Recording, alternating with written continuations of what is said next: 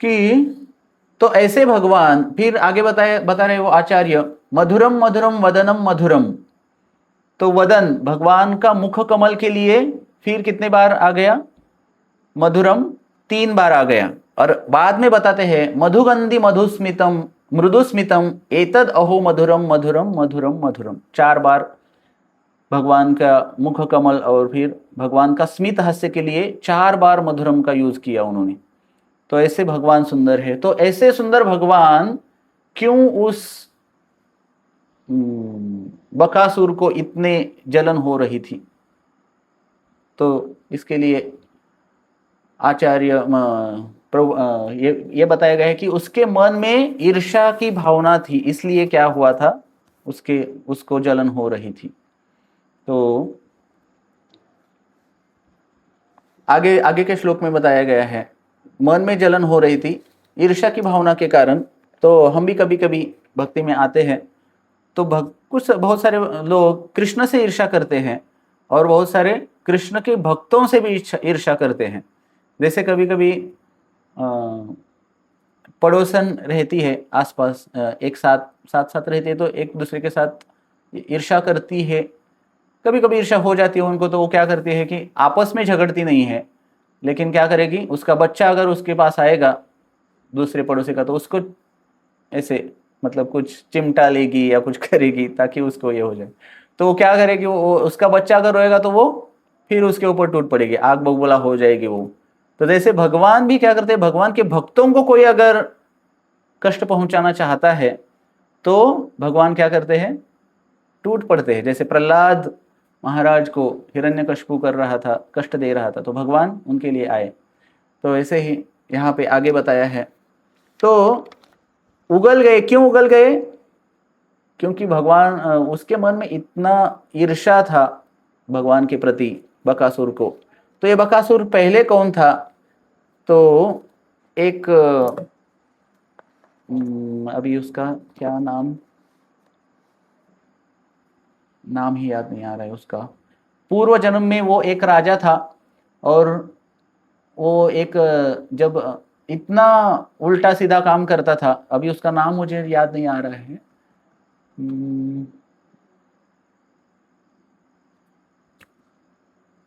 और वो इतना उल्टा सीधा काम करता था। एक दिन वो क्या किया कि गंगा सागर के पास, गंगा सागर जहाँ पे गंगा और सागर का मिलन होता है, तो वहां पे जाजली ऋषि का आश्रम था। वहां पे जाता है और वहां पे क्या करने लगता है, मछलियां पकड़ने लगता है। और वो ऋषि क्या कर रहे थे, तपस्या कर रहे थे, तो उनको डिस्टर्ब हो रहा था वहां पे। तो वो क्या करते हैं, उसको श्राप दे देते हैं कि आप यहाँ पे आके मछलियां पकड़ रहे हो तो आपको क्या होगा, मछली खाने वाला जैसा शरीर आपको प्राप्त होगा अगले जन्म में। तो इसलिए उसको अगले जन्म में बकासुर मतलब एक बगुले का शरीर प्राप्त हुआ था। फिर वो क्या करता है, उनकी स्तुति करता है उस ऋषि की। तो वो ऋषि फिर उसको क्या करते हैं कि उस श्राप मतलब श्राप को उस श्राप देते हैं, मतलब श्राप कम करते हैं उसका, कि भगवान श्री कृष्ण जब अवतार लेंगे तब वहां पे तुम क्या बगुला तो बनोगे ही, लेकिन उनके सामने बगुला बन के आओगे तब आपका उद्धार होगा, ऐसे भगवान बताते हैं उसको। तो वो ऋषि बताते हैं उसको। तो पिछले जन्म में भी वो ऋषि मुनियों को परेशान कर रहा था और इस जन्म में क्या कर रहा है, वो भगवान को परेशान करने के लिए प्रयास कर रहा है। तो भगवान माने नहीं या उसका कुछ ये नहीं किए। तो अगले श्लोक में बता रहे हैं यहाँ पे, तमापतंतम स निगृह्य तुंडयो दोर्भ्याम्बकम कंस सखम सताम पतिः पश्यत्सु बालेषु ददार लीलया मुदा वहो विरन्वद्विवौकसाम। तो यहाँ पे बताया गया है कि जब वैष्णवों के नायक कृष्ण ने यह देखा कि कंस का मित्र बकासुर उन पर आक्रमण करने का प्रयास कर रहा है, तो उन्होंने अपने हाथों से उसकी चोंच के दोनों भागों को पकड़ लिया और सारे ग्वाल बालों की उपस्थिति में उसे उसी प्रकार चीर डाला जिस तरह वीरन घास के डंठल को बच्चे चीर डालते हैं। कृष्ण द्वारा इस प्रकार असुर के मारे जाने से स्वर्ग के निवासी अत्यंत प्रसन्न हुए। तो देवता लोग अत्यंत प्रसन्न हुए। लेकिन यहाँ पे बताया गया है कि इसके पहले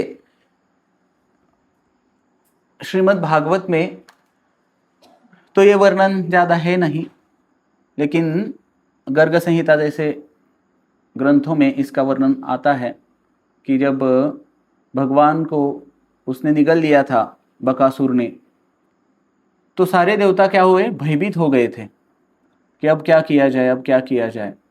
और सारे देवता, उनको डर लग रहा था, अब भगवान को ही निगल लिया तो अब क्या करेगा, कृष्ण को ही निगल गया तो सारे देवता क्या किए, उस बकासुर को मारने लगे। तो जब सारे देवता वहाँ पे प्रकट हो जाते हैं, वहाँ पे आ जाते हैं, जैसे इंद्र है, इंद्रदेव क्या करने लगे, उनका जो वज्र है, वज्र लेके उसके बकासुर के ऐसे मस्तक पे मारा उन्होंने। तो इससे वो बेहोश हो जाता है, मतलब थोड़ी देर के लिए हो गया, फिर वो मरा नहीं। और कृष्ण को इस मतलब कुछ समय मिल रहा था, जैसे ही उसने उगल दिया था कृष्ण को, तो बाकी के देवी देवता आके उसको उस पर प्रहार कर रहे थे। तो ब्रह्मा जी ने क्या किया, ब्रह्मास्त्र मारा उनको, ब्रह्मास्त्र से मारा। तो क्या हुआ, वो 1 घंटा के लिए बेहोश हो गया, फिर उठा, फिर शिवजी आ गए त्रिशूल लेके। शिवजी ने क्या किया, त्रिशूल लेके उसको मारा, एक पंख काटा उसका, बगुले का पंख रहता है, तो एक पंख काटा शिवजी ने।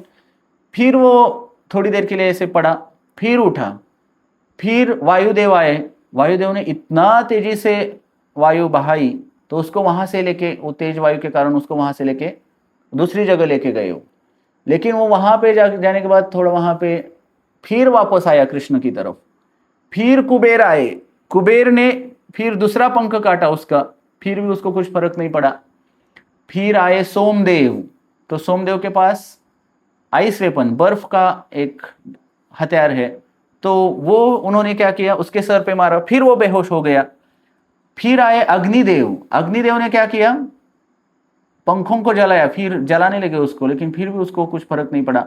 फिर आए वरुण देव, वरुण देव ने क्या किया कि सोचा उसको वरुण अपने पाश में बांध देता हूं, वरुण देव के पाश में। तो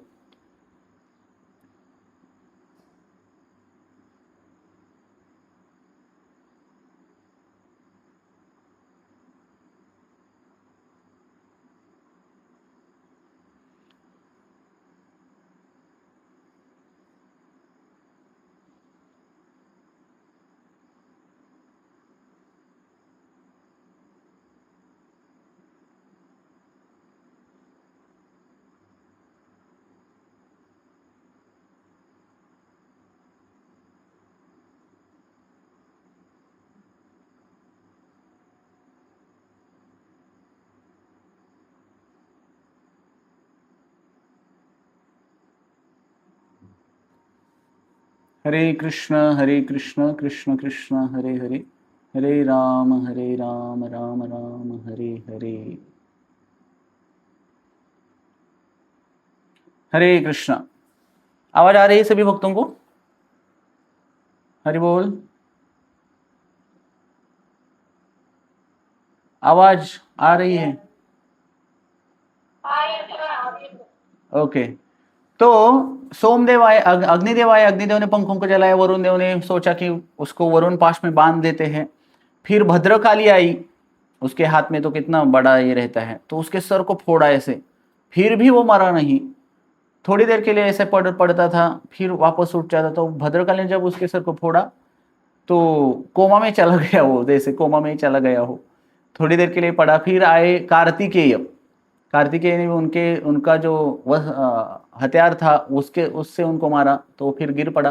और वो सोच रहा था कि एक के बाद एक देवी देवता आ रहे हैं और मुझे परेशान कर रहे हैं। तो इतना जोर से उस ऐसे चिल्लाया, मतलब गर्जना की, फिर उसमें बहुत सारा बल आ गया गर्जना से। और फिर एक बार उसने सोचा कि भगवान के ऊपर प्रहार करता हूँ। तो फिर भगवान ने क्या किया, यहाँ पे बताया गया है, तमा पतंतम स निगृह्य तुंडयो। तो भगवान ने जब देखा कि वो फिर एक बार, उसके पहले वर्णन आता है गर्ग संहिता में वगैरह, कि भगवान ने क्या किया कि उसके ऐसे पूंछ को पकड़ के ऐसे घुमाया, जैसे धेनुकासुर का वध करते हुए भगवान पैर को पकड़ के ऐसे घुमा घुमा के उसको मार डाला गया था। तो वैसे ही पूंछ को, इतना बड़ा असुर था वो, बगुला था लेकिन पूंछ था उसका, भगवान ने उसके पूंछ को ऐसे लेके, जैसे हम कपड़ा धोते हुए पटकते हैं, तो वैसे ही भगवान ने क्या किया था, उसको ऐसे ही पटक दिया। तो उस वो पटकने के बाद भी उसको इतना ये हो रहा था, तो फिर उसने क्या किया कि भगवान की तरफ देखा, और फिर भगवान उसके पास जाते हैं, और जो पिक्चर हम देखते हैं कि भगवान ने क्या किया कि उसका ऊपर वाला जो ये है चोंच, तो उसको ऊपर किया और नीचे का नीचे ऐसे खींचा था। तो इतना जोर से खींचे भगवान, इतना जोर से, मतलब भगवान के लिए वो जोर लगाना ये नहीं था, ऐसे ही सरलता से खींच रहे थे सिर्फ, लेकिन उसको इतना ये हो गया, अपना प्राण ही त्याग दिया उसने। और यहाँ पे बताया गया है कि चीर डाला, और इस तरह वीरन घास के ठंडल को बच्चे चीर डालते हैं ऐसे, तो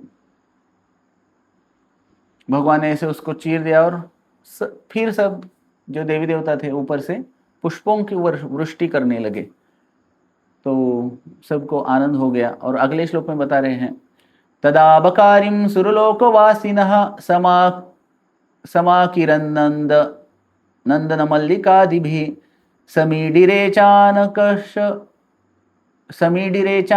शंखस्तवै तद्वीक्ष गोपाल सुता विसिस्मिरे। उस समय स्वर्गलोक के वासियों ने बकासुर के शत्रु कृष्ण पर नंदन कानन में उगी मल्लिका के फूलों की वर्षा की। उन्होंने दुंदुभी तथा शंख बजाकर एवं स्तुतियों द्वारा उनको बधाई दी। यह देखकर सारे ग्वाल बाल आश्चर्यचकित थे।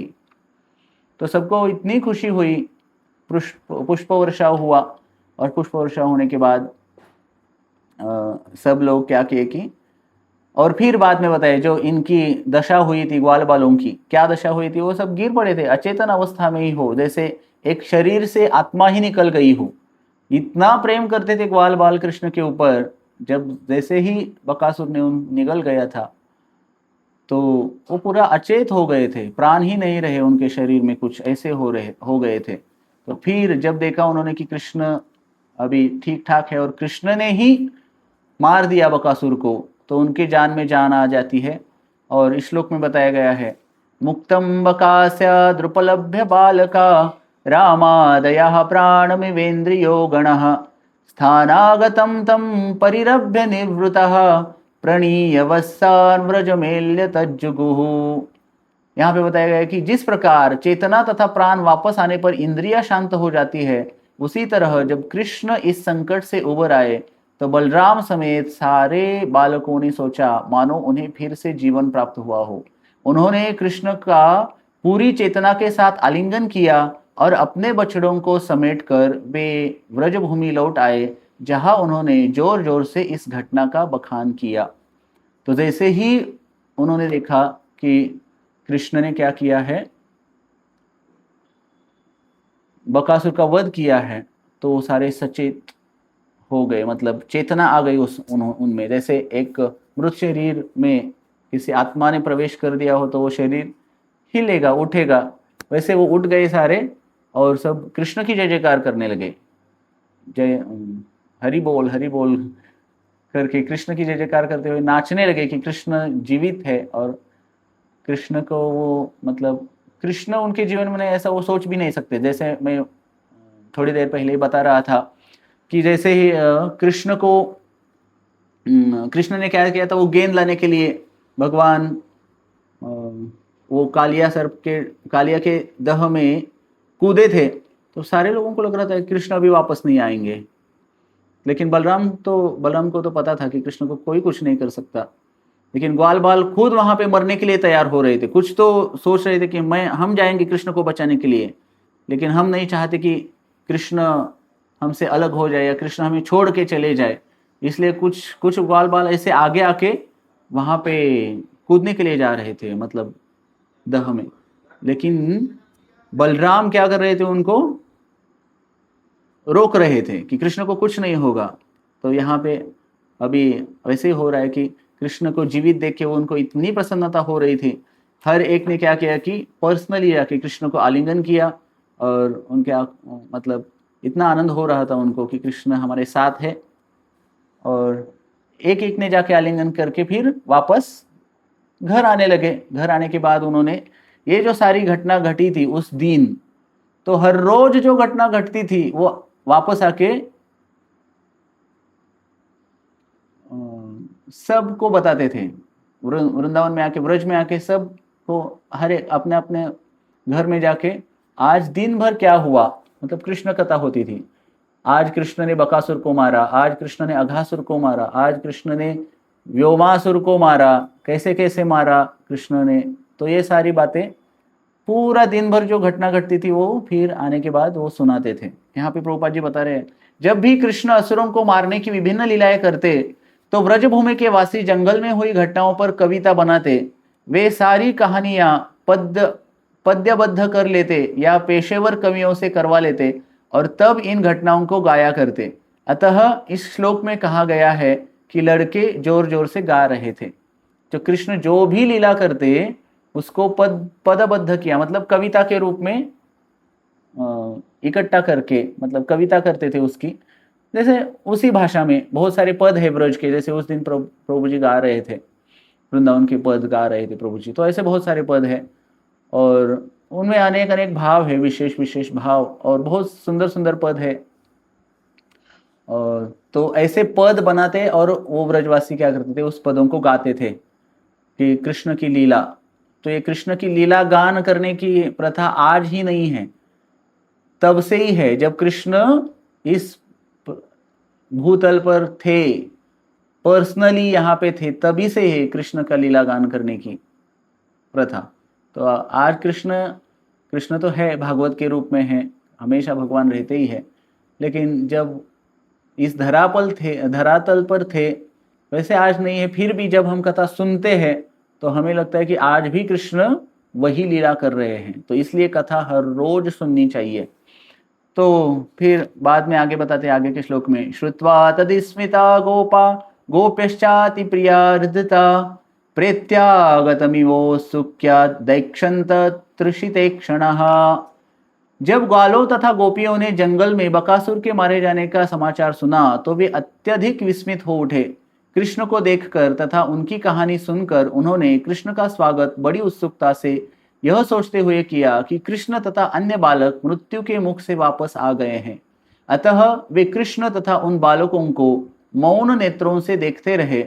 अब जबकि बालक सुरक्षित थे, उनकी आंखों से उनसे हटना नहीं चाह रही थी। कृष्ण के प्रति प्रगाढ़ प्रेम के कारण ग्वाले तथा गोपियां यह सोचते हुए कि कृष्ण तथा अन्य बालक किस तरह बचकर आए हैं, शांत रह गई। वे सब उन्हें देखते ही रह गए तथा उन्होंने अपनी आंखों को दूसरी ओर घुमाना नहीं चाहा। एकटक देख रहे थे कृष्ण और ग्वाल बालों को कि इतने बड़े संकट से आप सभी यहाँ पे आए हो। और जैसे कृष्ण के जन्म के वक्त ही या कृष्ण का नामकरण करते हुए ही गर्गाचार्य ने बताया था आनंद महाराज जी को कि नारायणवत, मतलब नारायण के जैसे ही आपका पुत्र है। तो इसलिए सब कभी कभी ब्रजवासी लोग सोचते थे कि अरे ये भगवान नारायण ही इसको शक्ति प्रदान कर रहे हैं, क्योंकि गर्गाचार्य ने बताया है कि ये नारायण के समान ही होगा आपका पुत्र। तो कभी कभी वो ऐसा सोचते थे। तो यहाँ पे जो बकासुर का वध लीला है ये समाप्त होती है। तो ये बकासुर, जैसे पहले हम बता चुके हैं वत्सासुर के बारे में, तो एक वैष्णव भक्त को कैसे सरल होना चाहिए, लेकिन ये बकासुर क्या सरल था नहीं। ये बकासुर किसका रिप्रेजेंटेटिव है, तो मतलब कौन से दुर्गुणों का या कौन से अनर्थों का ये बकासुर प्रदर्शन करता है। तो जैसे डुप्लिसिटी, मतलब कुटीनाटी, मन में जो है नहीं वो दिखाना, और चिटिंग, धोखाबाजी। धोखा एक बगुले के रूप में आया था, और बगुला कितना साधारण लगता है दिखने में, तो बगुला साधारण ही दिखता है, वैसे ही वो रूप तो ऐसे लेके आया था। जैसे वत्सासुर भी वैसे ही ऐसा रूप जो वो था नहीं वो रूप लेके आया था। कनिंग मतलब षड्यंत्र, उसने षड्यंत्र रचा था कि कृष्ण को पहले मारूंगा और बाद में ग्वाल बालों को मारूंगा तो आसान हो जाएगा और कंस मेरे ऊपर प्रसन्न हो जाएगा। हिपोक्रेसी मतलब क्या, मराठी में क्या होता है, हिंदी में क्या बोलते हैं हिपोक्रेसी को, मतलब बोलना कुछ और करना कुछ, जो बोलते हैं वैसा करते नहीं हैं। तो मराठी में बोलते हैं कि बोले तैसा चाले त्याची वंदावी पाऊले। तो वैष्णवगण वैसे ही रहते हैं, जैसे बोलते हैं वैसे वो करते हैं। तो तीन चीजें महत्वपूर्ण हैं। जो मन में हम सोचते हैं या मन में जो भी विचार करते हैं या जो भी मन में है वही बोलना चाहिए, और जो बोलते हैं वैसे ही हमें करना चाहिए। तो इस बकासुर वध की लीला से हम सीख सकते हैं कि हमें भक्ति जीवन में कोई भी डुप्लिसिटी नहीं चलती है। कृष्ण के पास कोई डुप्लिसिटी नहीं चलेगी, चीटिंग धोखाबाजी कृष्ण के साथ नहीं चलेगी, गुरु के साथ धोखाबाजी नहीं कर सकते, या और करते भी हैं तो इसका परिणाम बहुत विपरीत हो जाता है। क्योंकि भक्ति जीवन में जब कभी भी हम जैसे साधारण तौर पर पाप किया जाए या साधारण जगह पे पाप किया जाए तो उसका फल तो मिल ही जाता है, लेकिन भक्ति करते हुए पाप अगर किया जाए या अपराध किया जाए तो 100 गुना ज्यादा उसका पाप लगेगा, क्योंकि हम भक्ति भी कर रहे हैं और साथ में पाप भी कर रहे हैं। इसलिए कोई भी पाप हमें नहीं करना चाहिए, हमें बच के रहना चाहिए, पाप से हमेशा प्रयास करते रहना चाहिए, या भगवान से हमेशा प्रार्थना करनी चाहिए। जैसे श्रील प्रभुपाद जी हमेशा एक दिन प्रार्थना कर रहे थे कि हे भगवान श्री कृष्ण, आप अपनी माया शक्ति से मुझे बचाना या पाप से बचाना। तो और एक बार प्रवचन में प्रभुपाद जी बोल रहे थे कि भगवान की माया शक्ति मेरे ऊपर कुछ नहीं कार्य कर सकती है, माया शक्ति मुझे कुछ नहीं कर सकती है। तो एक भक्त ने पूछा, प्रभुपाद जी आप ऐसे कैसे, उस दिन तो प्रार्थना कर रहे थे, आप अभी ऐसे प्रवचन में बोल रहे हो? तो प्रभुपाद जी बोलते हैं कि भगवान की कृपा से ही भगवान की माया शक्ति मेरे ऊपर, क्योंकि मैं हर रोज क्या करता हूँ, प्रार्थना करता हूँ भगवान को। तो इसलिए हमें भी हर रोज भगवान से प्रार्थना करनी चाहिए कि हे भगवान आप हमें बचाओ, पाप से बचाना। या बहुत सारी गंदी चीज़ें मन में आ जाती है, कई बार पूर्व जन्म का जो हमारे मन के ऊपर जो ये है विचारों की छवि है, इसके कारण बहुत सारी चीज़ें होती है। तो ये बकासुर हमें सिखाता है, बकासुर के वध से हम सीख सकते हैं कि भक्ति जीवन में कोई भी कुटीनाटी ना हो, डुप्लिसिटी ना हो, चीटिंग ना हो, धोखाबाजी ना हो, षड्यंत्र रचने कोई ऐसा भी ना हो कि इस भक्त ने ऐसा किया तो देखो मैं उसको ये प्लान बना के उसको कैसे यहाँ से ये करूँगा, वहाँ से उसको निकाल दूंगा, वो सेवा से उसको निकाल दूंगा। और हिपोक्रेसी, कुछ बोलते हैं तो वही करना चाहिए। तो बहुत सारी बार ये सब करने के लिए बहुत ही सहनशीलता की ज़रूरत है। और ये सहनशीलता, ये सारी चीज़ें एक दिन में तो होने वाली नहीं है। इसके लिए हमें, क्योंकि जन्म जन्म का हमारे चित्त के ऊपर प्रभाव है, तो ये एक दिन में तो नहीं होगा। लेकिन जब हम जितनी बार ये लीला सुनेंगे उतनी बार क्या होगा, हृदय का शुद्धिकरण होगा।